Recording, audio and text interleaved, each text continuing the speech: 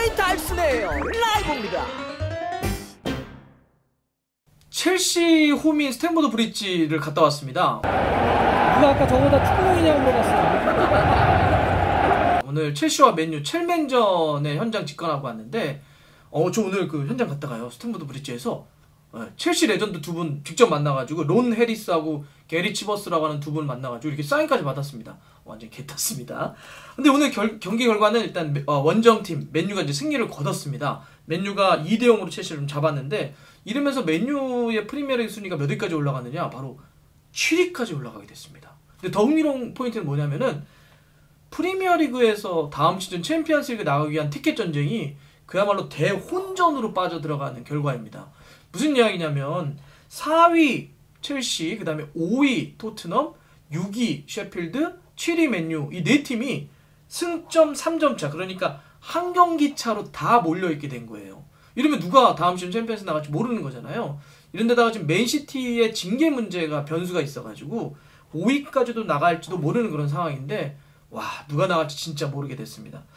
근데 오늘 일단 결과 이제 맨유가 승리를 좀 거뒀는데, 맨유의 승리의 어떤 요인을 한번 좀 보자면, 저는 무엇보다도 숄샤르 감독의 실리적인 어떤 판단, 이게 이제 결과를 끌어왔다고 좀 봐야 될 것 같은데, 오늘 맨유가 3백 썼잖아요. 루크쇼라든지 맥과이어, 그 다음에 에릭 바이, 이 3명을 놓는, 그리고 실제로 저희 현장에서 보니까 양쪽 윙백이라든지 미드필더까지도 내려오면서 많게는 막 6명까지도 최종 수비 라인을 배치해가지고 굉장히 좀 수비적인 축구, 그러다가 볼을 딱 잡으면 앞쪽에 있는 마시알이라든지 데니얼 제임스, 브루노 페르난데스 같은 선수들 딱 이용을 해가지고 역습을 때려가지고, 오늘 사실 그 맨유가 점유율 같은 거는 그게 크게 신경을 안 썼어요. 실제 점유율도 나중에 나온 거 보니까 첼시가 61%, 맨유가 39%인데 오히려 유효팅은 더 많이 때렸죠. 굉장히 실리적인 축구였는데 오늘 맨유가 유효팅을 3개 때렸는데 그 중에 2골을 넣은 겁니다. 그것도 크로스의 마시알 어떤 헤딩, 그다음에 코너킥에서의 맥과이어 헤딩, 이렇게 아주 실리적인 어떤 결과를 좀 만들어냈는데, 한편으로는 숄샤 감독이 이런 판단을 좀 했을 거예요. 사실 여러분들 그거 아세요? 퍼거슨 감독이 은퇴한 이후에 맨유의 그 어떤 감독도 프리미어리그에서 스탠포드 브리지 원정 와서 이긴 감독이 한 명도 없습니다.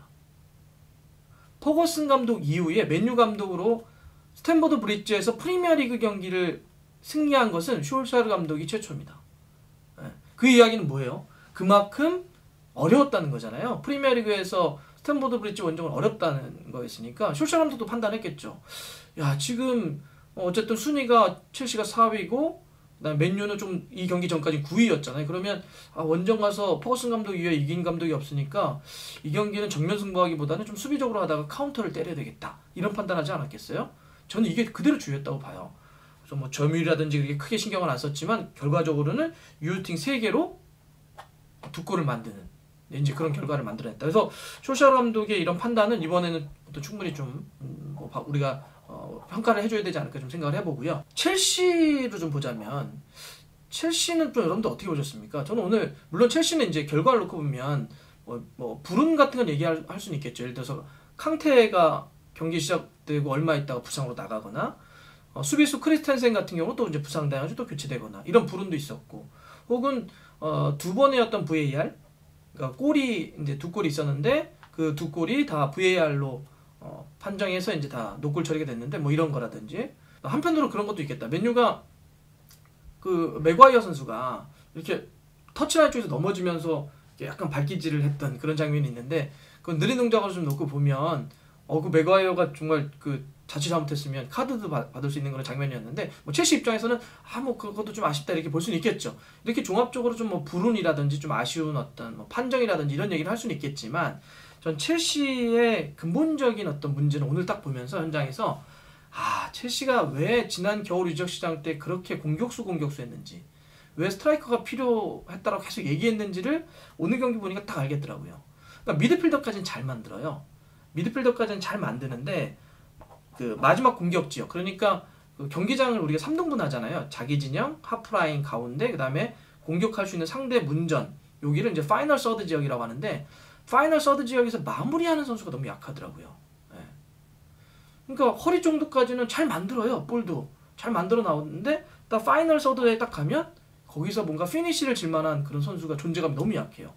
오늘 선발 나왔던 바추아이는 좀 심하던데요. 네. 사실 바추아이가 오늘 유효스팅 하나도 못 때렸는데 특히 전반전에 그 두 번의 어떤 결정적인 찬스가 있었잖아요.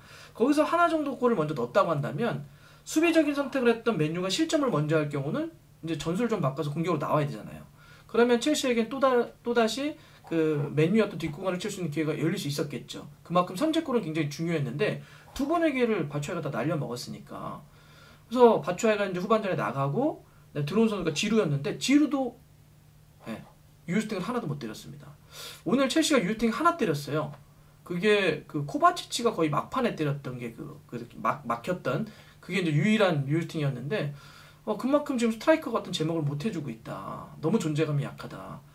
오늘은 사실 이제 원래 지금 현재로서는 에이브라함이 좀 나와서 해줘야 되는데 에이브라함이 좀 부상 때문에 오늘 못 나왔고 지난 겨울에 그 스트라이커를 계속 사야 된다. 그래가지고 뭐 지루는 다른 팀 넘기고 뭐 다른 선수 그래서 막 이름이 계속 거론됐었는데 결과적으로는 영입을 못했는데 뭐 그래서 그 이후에도 뭐 올림픽 리옹의 무사 덴벨레 같은 선수도 계속 이름이 좀 나오지 않았습니까? 그런데 뭐 결과적으로 이제 영입이 안 됐고 어쨌든 근데 오늘 보면서는 확실히 첼시는 앞쪽이 사실 뭐 전체적인 템포도 좀 괜찮고 만들어가는 과정 자체는 괜찮은데 마무리가 너무 안 되더라고요. 그래서 첼시는 정말 스트라이커 쪽에 좀 보강을 해야 되겠다 좀 생각을 했는데 문제는 지금 첼시의 상황이 너무 안 좋다는 겁니다. 그 겨울 이적 시장 때 결국 선수를 사지 못하면서 좀 전적으로 약간 좀 상승세가 꺾여가서 요새 조금 떨어지고 있잖아요. 오늘 또 리그 경기에서 지면서 최근 4경기 동안 승리가 없는 건데 첼시가 프리미어리그에서 4경기 연속 승리가 없는 건 바로 4년 만이라고 합니다. 4년 만에 프리미어리그 4경기 무승이라고 하는 약간 흐름을 좀 겪고 있는데 이렇게 되면은 첼시가 지금 4위 지키기가 만만치 않게 됐고 첼시의 다음번 상대가 누구냐? 토트넘입니다. 토트넘이 지금 5위잖아요. 4위 첼시의 다음 상대가 5위 지금 토트넘이기 때문에 지금의 흐름이라고 한다면 또 쉽지 않을 텐데 어쨌든 그 경기가 굉장히 중요하게 됐다. 좀 생각이 되고요. 어쨌든 이 오늘 경기 딱 결과 때문에 이제 진짜 다음 시즌 누가 챔피언스리그 나갈지 이거 진짜 볼만하게 됐고요. 앞으로 지금 일정을 보니까 챔피언스리그도 또 이제 16강도 재개하잖아요. 그래서 앞으로 한 달 정도가 프리미어리그의 다음 시즌 챔피언스리그 나가기 위한 어떤 티켓 전쟁에 정말 분수령이 아닐까 좀 이렇게 생각이 됩니다. 걸립니다. 오이 알람 들어갔어요.